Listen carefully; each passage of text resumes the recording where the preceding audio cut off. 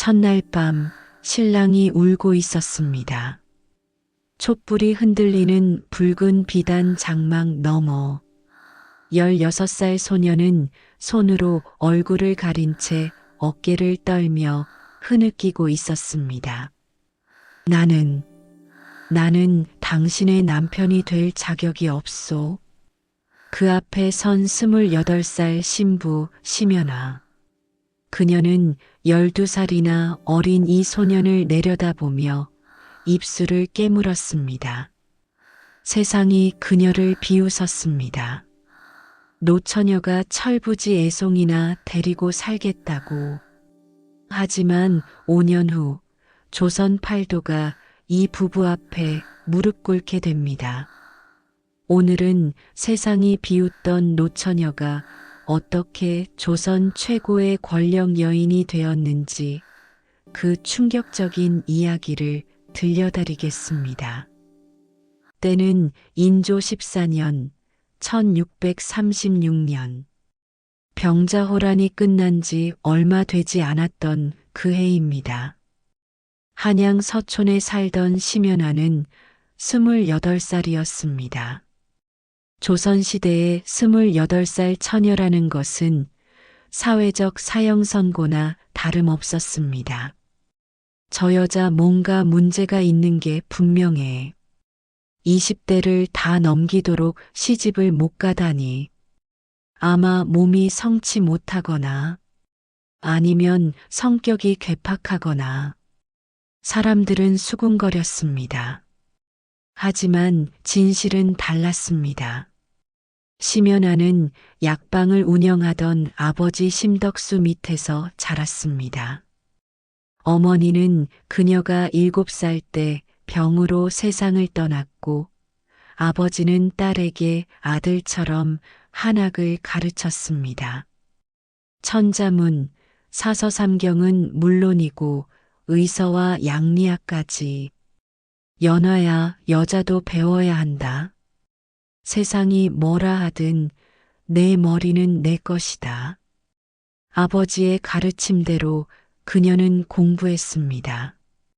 그리고 홍기를 놓쳤습니다. 양반가의 남자들은 글 읽는 여자를 두려워했고 중인 집안 남자들은 그녀가 너무 고귀해 보였습니다. 그렇게 28살이 되었을 때 아버지가 쓰러졌습니다. 아버지, 뇌졸중이었습니다. 약방의 빚은 눈덩이처럼 불어났고 채권자들이 문 앞에 몰려들었습니다. 그때 중매쟁이가 나타났습니다. 심댁, 좋은 혼처가 있소이다. 이 나이에 무슨 남대문 박영양 남씨 가문이옵니다. 대대로 무관 집안이었으나 지금은 몰락하여 어쨌든 양반 가문이옵니다. 심연아는 코웃음을 쳤습니다. 몰락한 양반가라니. 하지만 중매쟁이의 다음 말에 귀가 번쩍 뜨였습니다. 약방 빚 전부를 해결해 주겠답니다. 대신? 신랑이 좀 어립니다. 얼마나? 16입니다. 심연아는 그 자리에서 웃음이 터져 나왔습니다. 28살 노처녀가 16살 소년과 이건 혼인이 아니라 희극이었습니다. 하지만 아버지의 신음소리가 들려올 때마다 채권자들의 험악한 얼굴이 떠오를 때마다 그녀는 선택지가 없다는 것을 깨달았습니다. 좋습니다. 받아들이겠습니다. 그렇게 조선 역사상 가장 기이한 혼인이 결정되었습니다. 혼례일, 심연아는 붉은 화롯을 입고 거울을 보았습니다. 화려한 색동과 자수. 하지만 그녀의 얼굴에는 기쁨이 없었습니다. 아가씨, 그래도 혼인을 하시는 거 아니옵니까? 조금은. 되래, 입 다물어. 이게 무슨 혼인이냐? 그냥 거래지. 오랜 몸종 되래는 눈물을 훔쳤습니다. 가마가 출발했습니다. 하지만 거리는 축하 대신 조롱으로 가득했습니다. 저게 28살짜리 신부라며? 쯧쯧, 저 나이에 겨우 철부지 애송이나 얻었네. 신랑이 16살이라던데? 첫날 밤 어쩌려고. 사람들은 비웃었고 어떤 이들은 손가락질을 했습니다. 심지어 아이들이 돌을 던지기까지 했습니다. 노처녀, 노처녀. 심연아는 가마 안에서 주먹을 꽉 쥐었습니다. 창피했습니다. 분했습니다. 하지만 참아야 했습니다. 아버지를 위해서 영양남씨 가문의 저택, 한때는 번성했을 저택이었으나 지금은 곳곳이 낡고 허름했습니다. 담벼락은 금이 가 있었고 기와는 깨져 있었습니다. 대문을 들어서자마자 차갑고 적대적인 시선들이 쏟아졌습니다. 시어머니 남파주 씨. 60대 중반의 마른 노파는 날카로운 눈으로 연하를 위아래로 훑쳤습니다. 흥? 이게 우리 도령을 시집 보낼 신부라는 게냐? 28이라니. 우리 도령보다 12살이나 더 많지 않으냐? 마마 말씀이 과하십니다. 옆에 선 또 다른 여인이 비웃음을 터뜨렸습니다. 신우이 남채령. 25살의 그녀는 악독하기로 소문난 여자였습니다. 어머니, 뭐가 과해요? 사실이잖아요. 저 나이에 시집도 못 가던 여자가 우리 도련님한테 매달린 거죠. 우리 오빠가 얼마나 잘생기고 귀한 분인데. 심연아는 고개를 숙인 채 아무 말도 하지 않았습니다. 참아야 했습니다. 드디어 신랑이 나타났습니다. 남진우. 16살의 그는 정말로 소년이었습니다. 키도 심연아보다 한 뼘은 작았고 얼굴은 아직 아이 같았습니다. 볼은 통통했고 목소리는 겨우 변성기를 지난 듯 가늘었습니다. 저기, 형님. 아니 부인. 그는 연하를 보지도 못하고 눈을 내리깔았습니다. 부끄러움과 수치심으로 얼굴이 새빨개졌습니다. 형님이라니. 채령이 크게 웃었습니다. 맞아요. 나이로 보면 저 여자가 우리 오빠 누나죠. 아니, 이모쯤 되려나? 주변 하인들도 킥킥 웃었습니다. 혼례식은 조용히 그리고 빠르게 진행되었습니다. 화려한 잔치는 없었습니다. 그저 형식적인 절만 올렸을 뿐입니다. 시어머니 파주 씨는 내내 인상을 찌푸렸고 채령은 공공연히 비웃었습니다. 우리 오빠 불쌍해 죽겠네. 평생 늙은 여편네 모시고 살아야 하다니. 드디어 첫날 밤, 촛불이 켜진 신방, 붉은 비단 이불이 깔린 침상. 심연아는 화려한 화롯을 벗고 간소한 저고리와 치마로 갈아입었습니다. 그리고 침상 끝에 앉아 신랑을 기다렸습니다. 문이 열렸습니다. 남진우가 들어왔습니다. 그는 떨고 있었습니다. 부인. 그는 연하 앞에 섰습니다. 하지만 그 다음 순간 그는 무릎을 꿇더니 얼굴을 손으로 가리고 흐느끼기 시작했습니다. 으아. 16살 소년의 울음소리. 미안하오. 정말 미안하오. 나는 당신의 남편이 될 자격이 없소. 심연아는 당황했습니다. 그녀는 많은 것을 예상했습니다. 서툰 손길, 어색한 키스, 혹은 젊은 남자의 거친 욕망. 하지만 이건 예상 밖이었습니다. 나는 아직 아이요. 나는 아무것도 할 줄 모르오. 당신은 훌륭한 분인데 나 같은 놈과 혼인하다니. 이건 내 잘못이오. 어머니가, 누나가 당신을 괴롭힐 텐데 나는 지켜줄 힘도 없고. 소녀는 울었습니다. 심연아는 그 모습을 보며 이상한 감정을 느꼈습니다. 연민이었습니다. 이 소년도 희생양이었습니다. 그녀처럼. 그녀는 천천히 무릎을 꿇고 소년과 눈높이를 맞췄습니다.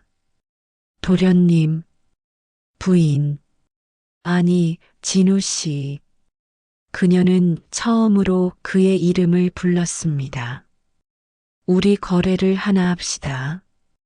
거래. 나는 당신에게 남편 노릇을 강요하지 않겠습니다. 하지만 당신도 나를 존중해 주십시오. 우리는 서로를 도와야 합니다. 이 집안이 우리를 삼키지 못하도록. 소녀는 눈물 범벅인 얼굴을 들었습니다. 정말 그래 주시겠소? 예. 나는 아직 아무것도 몰라요. 부끄럽지만 당신 같은 분을 대할 자신이 없어요. 괜찮습니다. 우리 천천히 가지요. 그날 밤 두 사람은 손도 잡지 않았습니다. 그저 각자 이불 끝에 누워 천장을 바라볼 뿐이었습니다. 하지만 이상하게도 심연아는 마음이 조금 편안해졌습니다. 반전일 시어머니의 본색. 이튿날 아침, 심연아가 새벽 일찍 일어나 부엌으로 갔습니다. 시어머니를 위한 아침 진지를 준비하기 위해서였습니다. 하지만 부엌에는 이미 시어머니 파주 씨가 서 있었습니다. 그리고 옆에는 시누이 채령과 집안의 모든 하인들이 도열해 있었습니다. 어디서 늦잠을 자고 이제야 나타나느냐. 파주 씨의 고함. 죄송합니다, 마마. 죄송하긴. 내 나이가 몇인데 새댁 노릇도 제대로 못하느냐. 28에 시집 온 주제에. 어머니 말씀이 맞아요, 언니. 채령이 비웃었습니다. 보통 새댁들은 긴장해서 잠도 못 자고 시집을 배우는데 언니는 편하게 주무셨나 봐요? 아, 맞다. 언니는 28이니까 새댁 티도 안 나겠네요. 하인들이 웃었습니다. 파주 씨가 심연아 앞으로 다가왔습니다.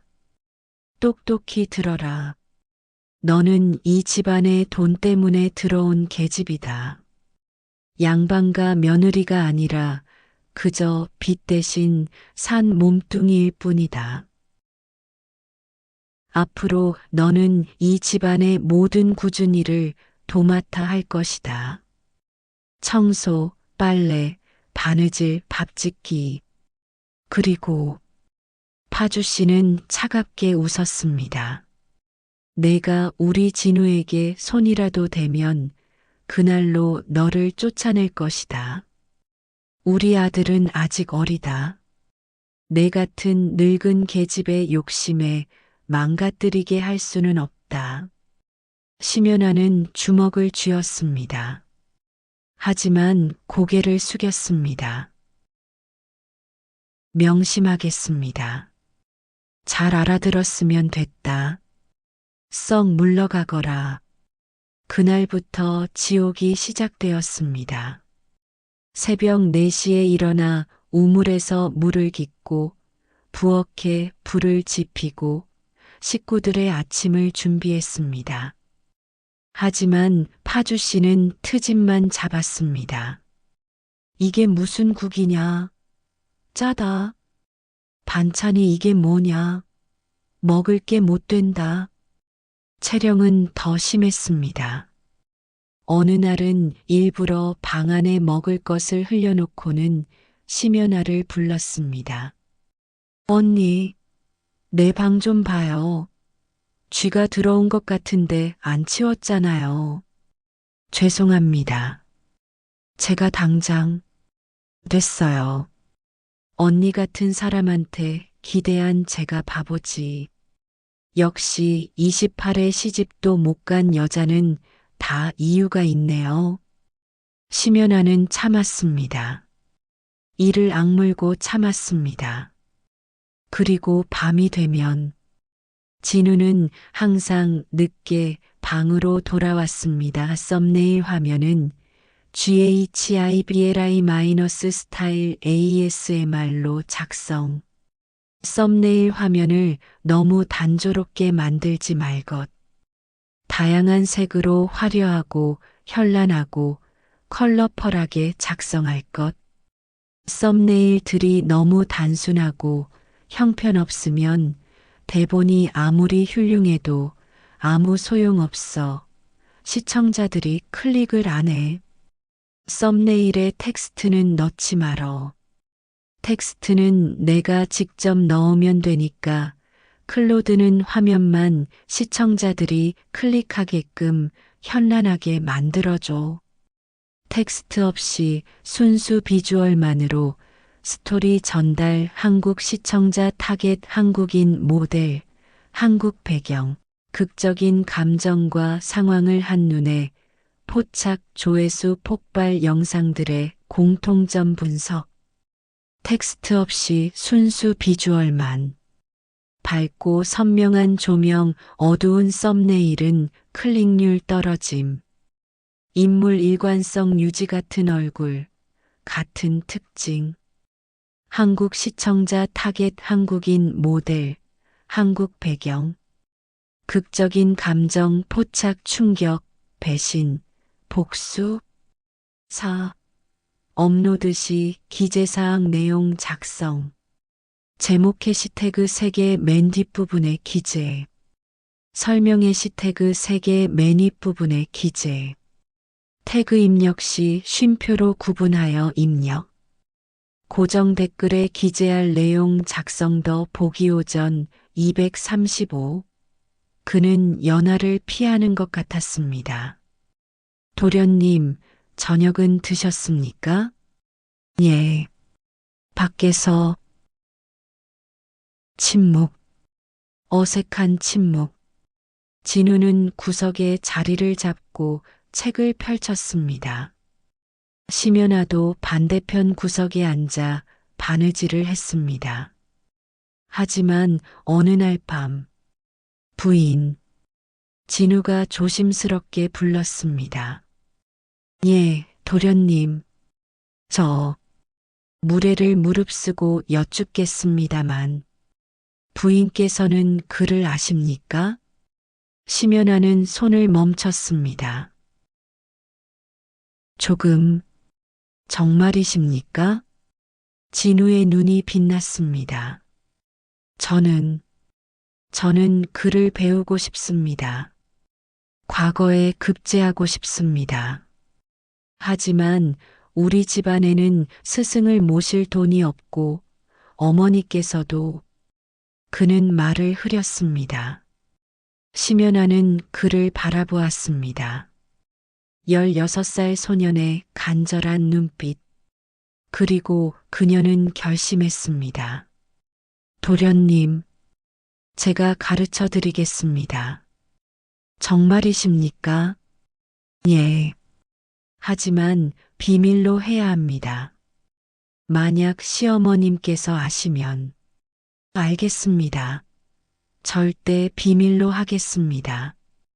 그날부터 그들의 은밀한 수업이 시작되었습니다. 밤마다 두 사람은 촛불 아래 마주 앉았습니다.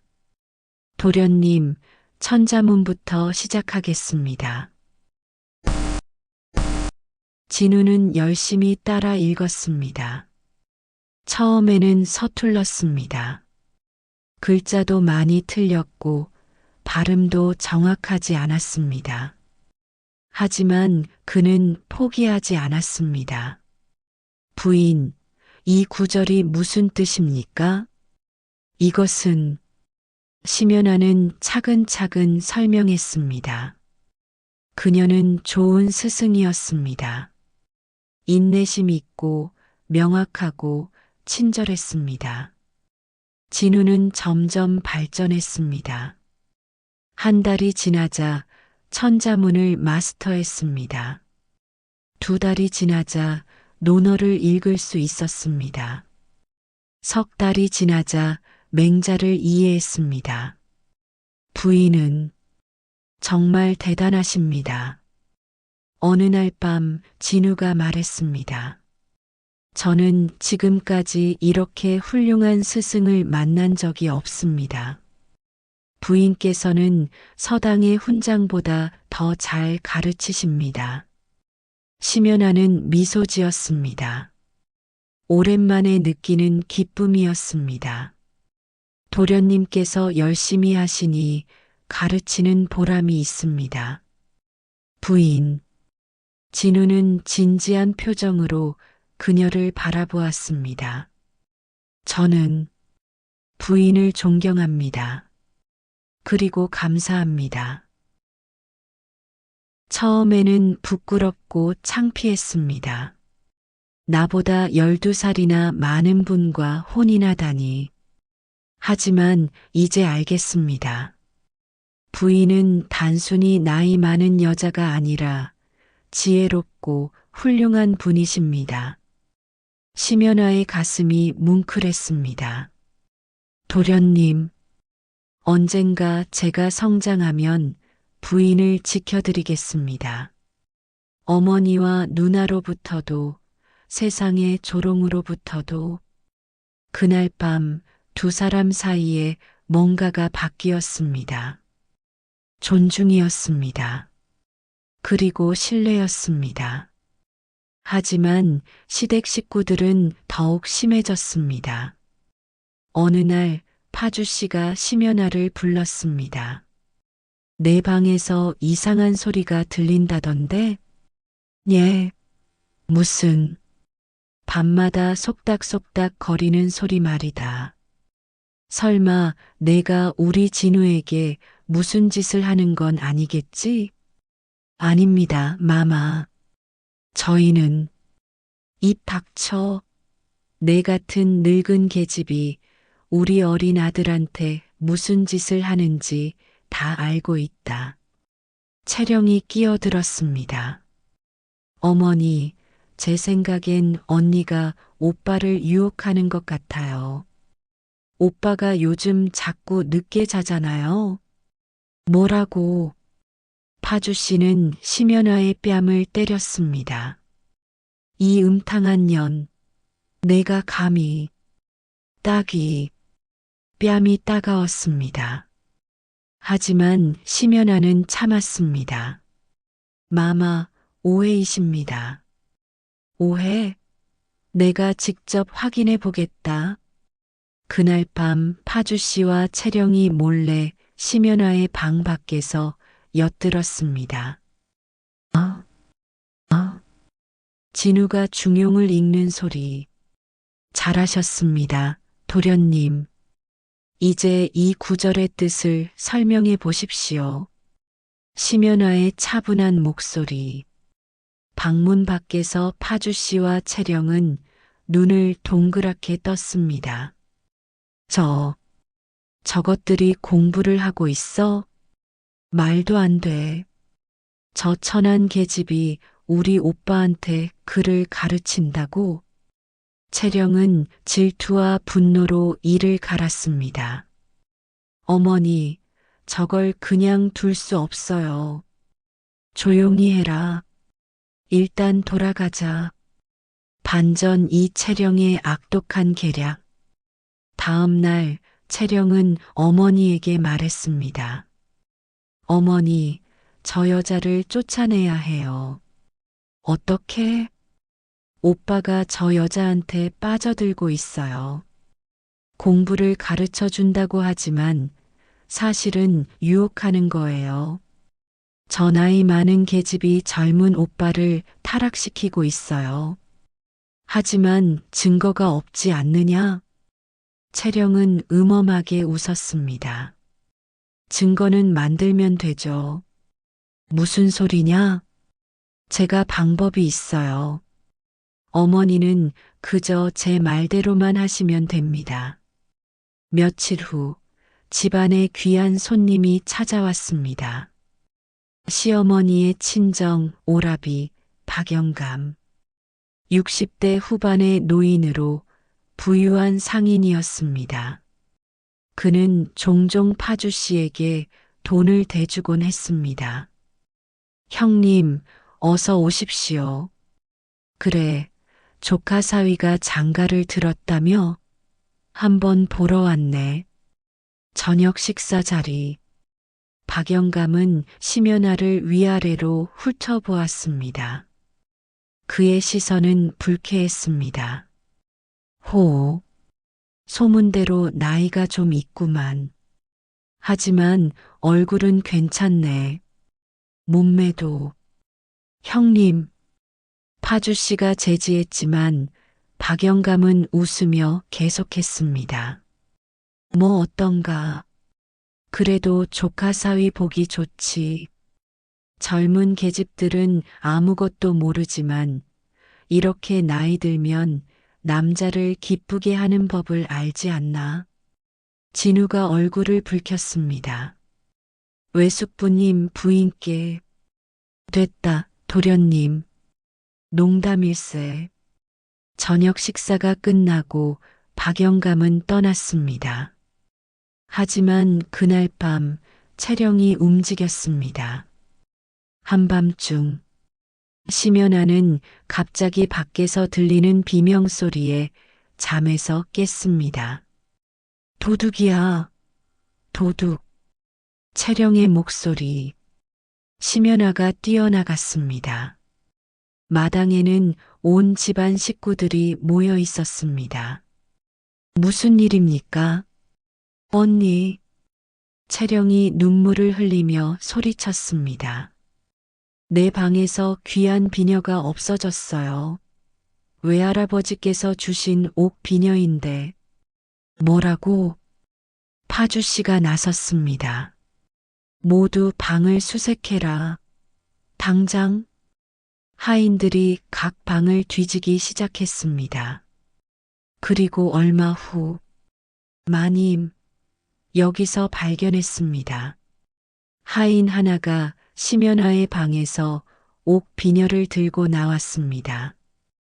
뭐? 모두가 심연아를 바라보았습니다. 이게 어떻게 도둑이었구나. 파주씨가 소리쳤습니다. 내가 내 딸의 비녀를 훔쳤구나. 아닙니다. 저는 그런 적 없습니다. 증거가 여기 있지 않느냐? 채령이 울부짖었습니다. 언니, 어떻게 그러실 수가 있어요? 내가 언니를 그렇게 믿었는데. 아니야, 채령아. 나는 당장 관가에 신고하겠다. 파주씨가 외쳤습니다. 그때 진우가 나섰습니다. 어머니, 안 됩니다. 진우야, 비켜라. 부인은 그런 분이 아니십니다. 저는 부인을 믿습니다. 내가 뭘 안다고. 파주씨가 진우를 밀쳤습니다. 내가 철부지니까 저 계집한테 속는 거다. 전현이 너를 유혹해서 이 집안을 차지하려는 거야. 그게 아닙니다. 닥쳐라. 결국 심연아는 집안의 작은 창고에 갇히게 되었습니다. 추운 겨울밤, 그녀는 어둠 속에 홀로 앉아 있었습니다. 어떻게 이런 일이? 그녀는 억울했습니다. 자신은 아무것도 하지 않았습니다. 문 밖에서 목소리가 들렸습니다. 부인, 부인, 진우였습니다. 도련님, 부인, 저는 부인을 믿습니다. 절대 포기하지 마십시오. 제가 반드시 부인의 결백을 증명하겠습니다. 도련님, 조금만 기다려 주십시오. 진우는 달려갔습니다. 진우는 채령의 방으로 몰래 들어갔습니다. 그는 방 안을 뒤졌습니다. 분명 증거가 있을 것입니다. 그리고 발견했습니다. 서랍 깊숙한 곳에 숨겨진 편지. 펼쳐보니 채령과 하인 사이에 음모가 적혀 있었습니다. 내일 밤 그 계집의 방에 비녀를 숨겨라. 그리고 내가 도둑이라고 소리치면 너는 그 방에서 비녀를 찾아라. 증거였습니다. 진우는 편지를 움켜쥐고 어머니께 달려갔습니다. 어머니, 진우야, 왜 이리 늦게? 이걸 보십시오. 진우가 편지를 내밀었습니다. 파주 씨는 편지를 읽었습니다. 그리고 얼굴이 굳어졌습니다. 이게 채령이가 누나가 부인을 모함한 겁니다. 부인은 결백합니다. 파주 씨는 침묵했습니다. 그리고 중얼거렸습니다. 그래도 전혀는 이 집안에 걸맞지 않아. 어머니, 진우야, 너는 몰라. 저 계집은 너무 나이가 많아. 그리고 너무 똑똑해. 언젠가 이 집안을 장악할 거야. 그게 무슨 말씀이십니까? 나는 전현이 싫다. 그리고 파주 씨는 아들을 똑바로 바라보았습니다. 너도 곧 알게 될 거다. 이 집안에는 비밀이 있어. 그리고 그 비밀이 밝혀지면 우리 모두 끝장이야. 무슨 비밀 말입니까? 때가 되면 알게 될 거다. 파주 씨는 방을 나갔습니다. 진우는 혼란스러웠습니다. 다음 날 파주 씨는 마지못해 심연아를 풀어주었습니다. 하지만 사과는 없었습니다. 이번에는 채령이가 실수를 한 것 같구나. 하지만 앞으로 조심해라. 그게 전부였습니다. 채령도 별다른 처벌을 받지 않았습니다. 그저 일주일간 방에서 나오지 말라는 가벼운 벌이었습니다. 심연아는 분했지만 참았습니다. 하지만 진우는 달랐습니다. 부인, 죄송합니다. 제가 무능해서. 아닙니다, 도련님. 도련님 덕분에 제가 구해졌습니다. 하지만 어머니께서 제대로 처벌하지 않으셨습니다. 이건 옳지 않습니다. 부인, 제가 약속드립니다. 제가 크면 이 집안을 바로잡겠습니다. 그리고 부인을 지켜드리겠습니다. 심연아는 그를 바라보았습니다. 16살 소녀는 이제 조금씩 남자가 되어가고 있었습니다. 반전 삼시어머니의 충격적인 비밀. 그로부터 한 달 후, 심연아는 우연히 시어머니의 비밀을 알게 되었습니다. 어느 날 밤 화장실을 가려고 일어난 그녀는 사랑채에서 들리는 목소리를 들었습니다. 파주 씨와 낯선 남자의 목소리. 그래서 언제까지 기다려야 하는 거요? 조금만 더 기다리시오. 내 남편이 세상을 뜨면 이 집안의 모든 재산은 내 것이 되오. 하지만 영감께서 건강하시지 않소? 곧 돌아가실 거요. 내가 조치를 취하고 있으니 심연아는 소름이 돋았습니다. 조치를 취한다니. 설마. 그녀는 조심스럽게 문틈으로 들여다보았습니다. 파주 씨가 한 남자와 포옹하고 있었습니다. 그리고 그 남자는 박영감, 시어머니의 친정 오라비. 형님 사랑하오. 나도요, 파주. 심연아는 충격받았습니다. 시어머니가 자신의 오라비와 부정한 관계를, 그리고 남편을 독살하려 한다니. 심연아는 급히 진우에게 달려갔습니다. 도련님, 큰일입니다. 부인, 무슨 일이십니까? 심연아는 방금 목격한 것을 모두 이야기했습니다. 진우는 창백해졌습니다. 그럴 리가. 어머니께서, 도련님, 어르신께서 위험하십니다. 지금 당장 확인해 봐야 합니다. 두 사람은 급히 시아버지의 방으로 향했습니다. 남진우의 아버지, 남경수는 60대 후반의 노인으로 몇 년 전부터 병석에 누워 계셨습니다. 아버지, 진우가 방문을 열었습니다. 노인은 누워서 신음하고 있었습니다. 진우야. 아버지, 괜찮으십니까? 배가 너무 아프구나. 심연아가 다가가 노인의 맥을 짚었습니다. 그리고 얼굴이 굳어졌습니다. 도련님, 이건 뭡니까? 독입니다. 서서히 몸을 망가뜨리는 비상독입니다. 뭐라고? 바로 그때 문이 열렸습니다. 여기서 뭐 하는 거냐? 파주 씨였습니다. 그리고 옆에는 채령과 박영감도 있었습니다. 어머니, 어머니께서 아버지를 독살하고 계셨습니까? 진우가 소리쳤습니다. 파주 씨는 잠시 당황했지만 곧 태연해졌습니다. 무슨 헛소리냐? 저는 들었습니다.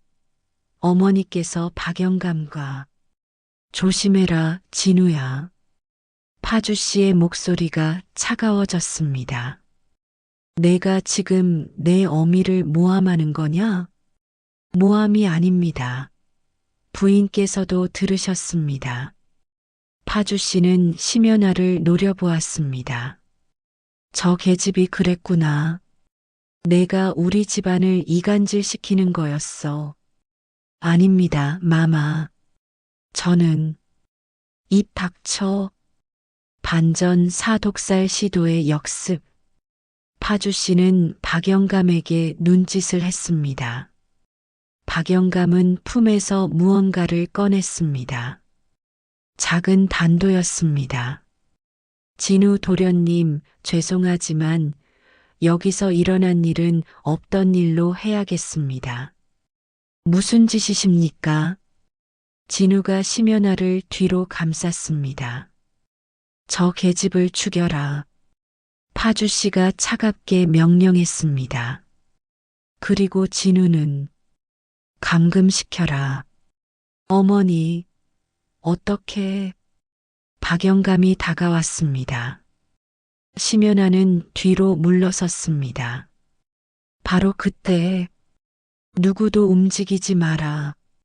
문이 벌컥 열리며 한 무리의 관병들이 들이닥쳤습니다. 그리고 그 앞에 선 사람은 한양에서 급히 내려온 어사였습니다. 무슨 일이냐? 파주 씨가 소리쳤습니다. 어사는 파주 씨를 가리켰습니다. 남파주 씨, 그리고 박영감. 당신들은 남경수 어르신을 독살하려 한 혐의로 체포한다. 뭐라고? 증거가 있습니다. 당신이 박영감과 주고받은 편지, 그리고 비상독을 구입한 기록. 파주 씨는 창백해졌습니다. 이게 어떻게? 진우가 나섰습니다. 제가 신고했습니다, 어머니. 뭐라고? 저는 며칠 전부터 조사하고 있었습니다. 그리고 증거를 모아 한양의 관청에 고발했습니다. 사실 진우는 심연아의 이야기를 듣고 즉시 움직였습니다. 그는 비밀리에 아버지의 약과 음식을 조사했고 어머니와 박영감의 뒤를 밟았습니다. 그리고 결정적인 증거를 확보한 뒤 관가에 고발한 것입니다. 내가 감히. 파주 씨는 분노로 떨었습니다. 저는 어머니를 사랑했습니다. 하지만 어머니께서는 아버지를 배신하셨습니다. 그리고 죄 없는 사람을 죽이려 하셨습니다. 이 배신자, 채령이 소리쳤습니다. 오빠도 결국 저 계집한테 넘어간 거야. 저 늙은 여우가 오빠를 홀린 거라고. 채령아, 너도 공범이냐? 어사가 물었습니다. 채령은 입을 다물었습니다. 어사는 고개를 끄덕였습니다. 일단 모두 체포한다. 그리고 그는 심연아를 보았습니다.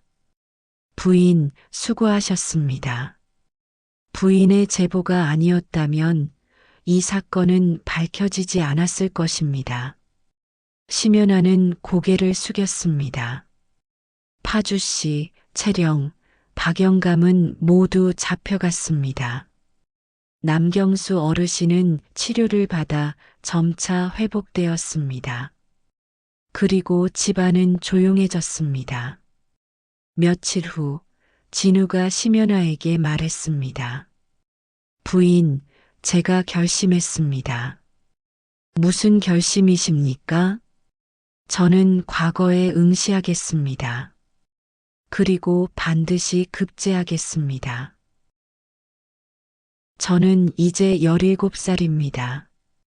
부인께서 많은 것을 가르쳐 주셨습니다. 이제 제가 보답할 차례입니다. 심연아는 미소 지었습니다. 도련님이라면 분명하실 수 있습니다.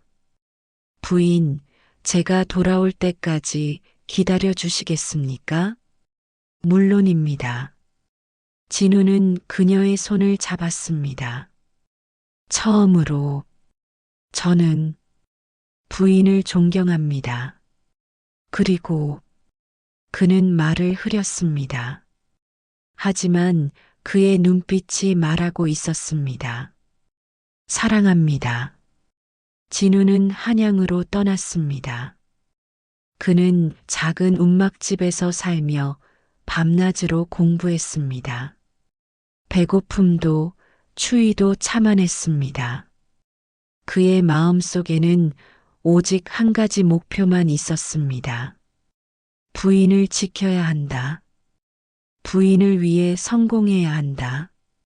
그리고 3년이 흘렀습니다. 심연아는 이제 31살이 되었습니다. 그녀는 홀로 집안을 지켰습니다. 시아버지를 간병하고 가난한 살림을 꾸렸습니다.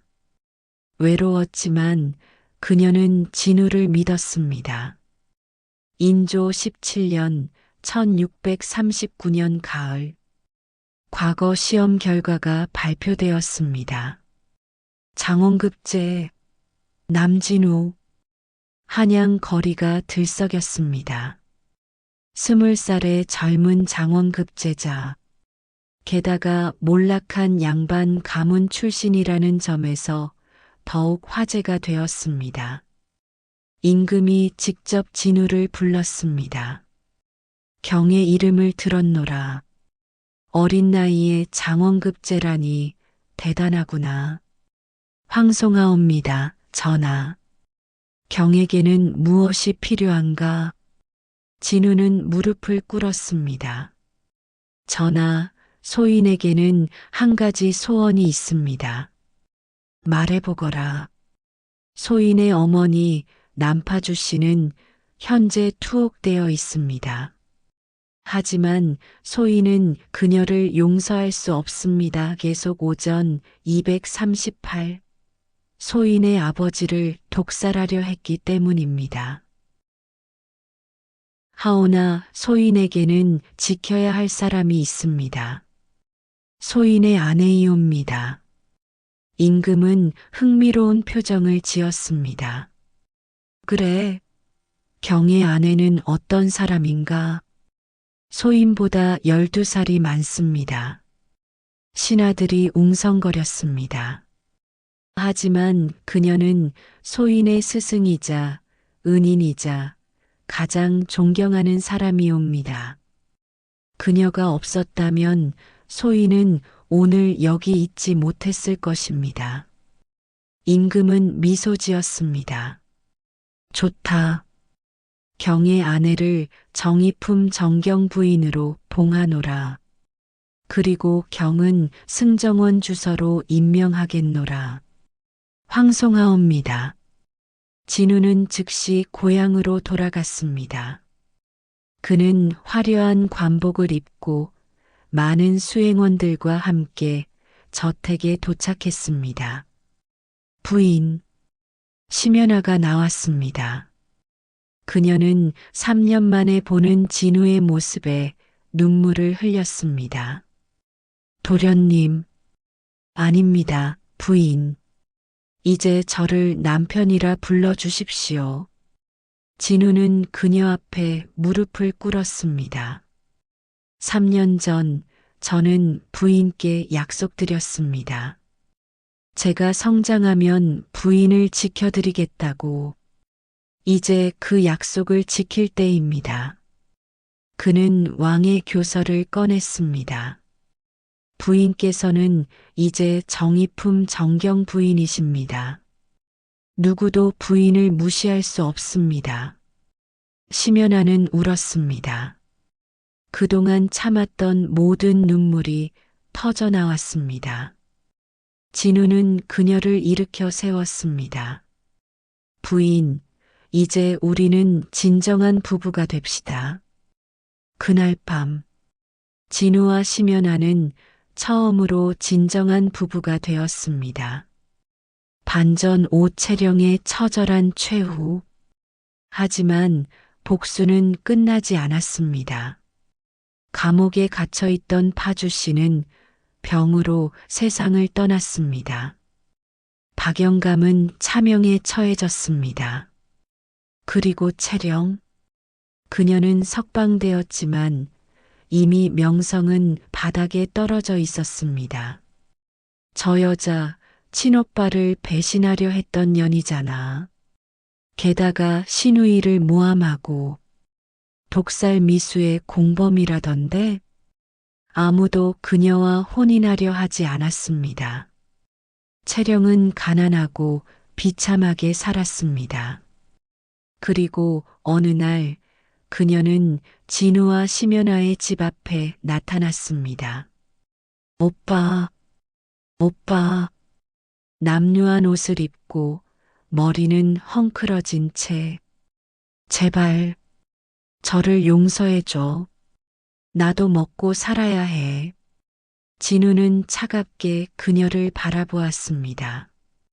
채령아, 오빠, 나는 너를 용서할 수 없다. 하지만 굶어 죽게 하지는 않겠다. 진우는 하인에게 명령했습니다. 저 여자에게 쌀 한 가마니를 주어라. 그리고 다시는 이 집 앞에 오지 못하게 하라. 오빠, 오빠. 채령은 끌려갔습니다. 심연아는 그 모습을 보며 복잡한 표정을 지었습니다. 남편, 너무 가혹한 것 아닙니까? 부인, 저 여자는 부인을 죽이려 했습니다. 그리고 우리 아버지도 이 정도면 자비를 베푼 겁니다. 하지만 걱정 마십시오. 저는 복수에 빠져 살지 않을 것입니다. 이제 우리는 행복을 찾아야 합니다. 세월이 흘렀습니다. 진우는 계속 승진하여 결국 정의품 대사원의 위치에 올랐습니다. 심연아는 그의 곁에서 현명한 내조를 했습니다.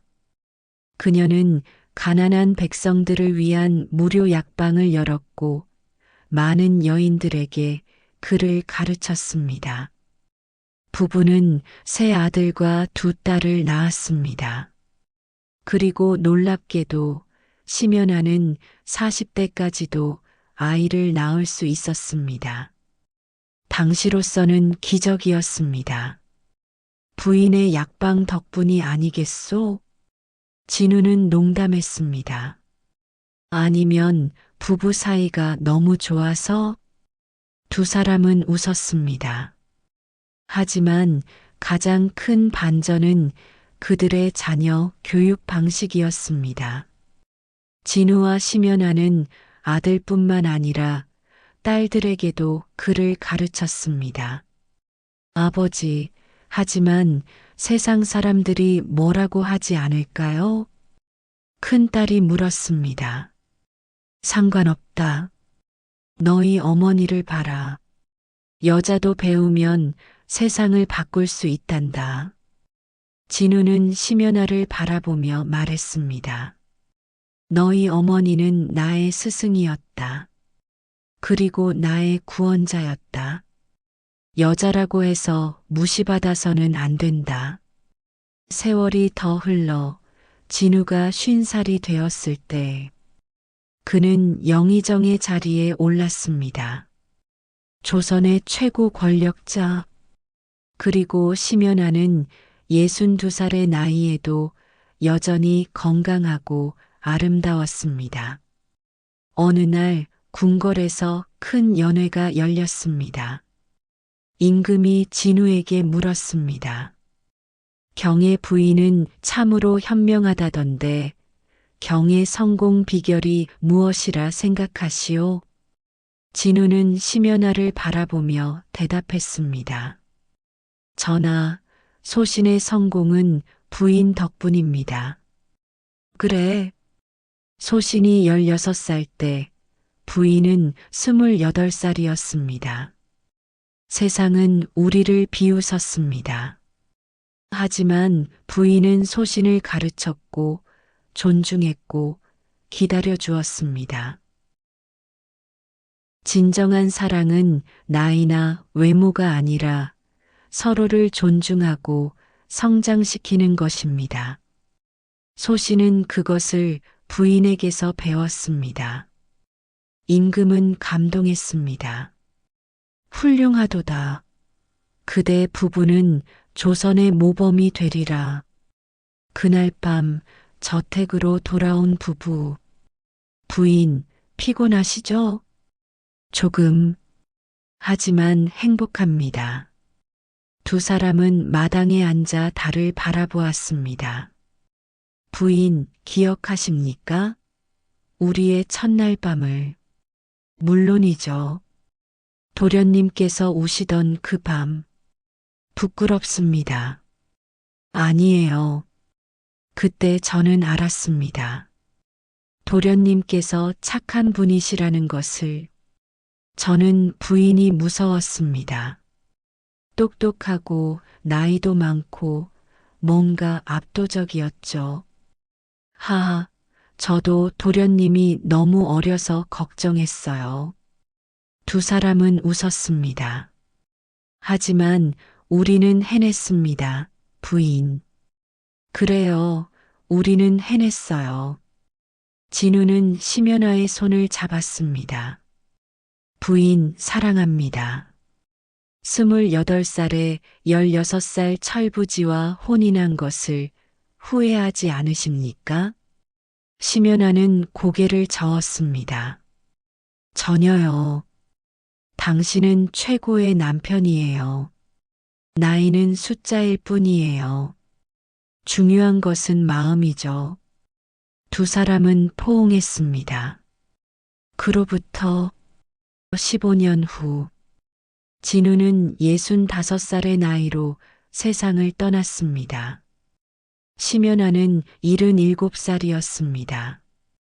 그녀는 남편의 무덤 앞에 섰습니다. 여보, 먼저 가시다니 너무하시네요. 그녀는 웃으며 눈물을 흘렸습니다. 하지만 우리는 행복했어요. 세상이 뭐라 하든 우리는 진정한 사랑을 증명했어요. 그녀는 무덤에 꽃을 놓았습니다. 다음 생에서도 만나요. 그때는 제가 더 어리게 태어날게요. 후후. 심연아는 그로부터 3년 후 80살의 나이로 평화롭게 세상을 떠났습니다. 그녀의 장례식에는 조선 팔도에서 수많은 사람들이 찾아왔습니다. 그녀가 가르친 제자들, 그녀의 약방에서 치료받은 사람들, 그리고 그녀의 이야기에 감동받은 수많은 여인들. 정경 부인께서는 우리에게 보여주셨습니다. 여자도 배울 수 있고 여자도 위대해질 수 있다는 것을 그녀의 큰딸이 말했습니다. 그리고 진정한 사랑은 나이와 상관없다는 것을 오늘날까지도 남진우와 심연아 부부의 이야기는 전해집니다. 28살 노처녀와 16살 철부지 도련님. 세상은 그들을 비웃었습니다. 하지만 그들은 서로를 존중하고 사랑하고 성장시켰습니다. 그리고 결국 조선 최고의 권력 부부가 되었습니다. 이것이 진정한 사랑의 힘입니다. 구독과 좋아요 부탁드려요. 감사합니다.